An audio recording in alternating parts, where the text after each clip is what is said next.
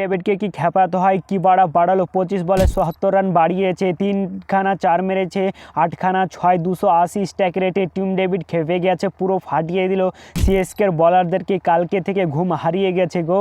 কি বাড়ালো ভাই, কি সাপ মেরেছে।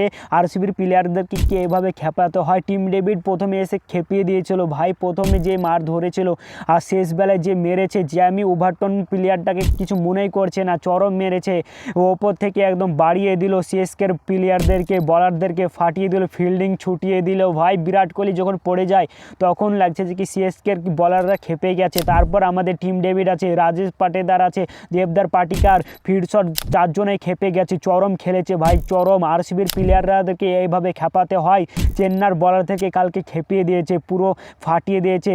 টিম ডেভিড যে ছয়গুলো লম্বা 6 মেরেছে ভাই সাপ, আউট অফ স্টেডিয়াম পাঠিয়ে দিয়েছে। টিম ডেভিড একলাই ফিনিশ করেছে ম্যাচগুলো, 200-250 রানের টার্গেট দিয়ে ফেলেছিল চেন্নাইকে ভাই। প্রথমে ব্যাটিং করতে নেমে আমাদের আরসিবির বলার ব্যাটিং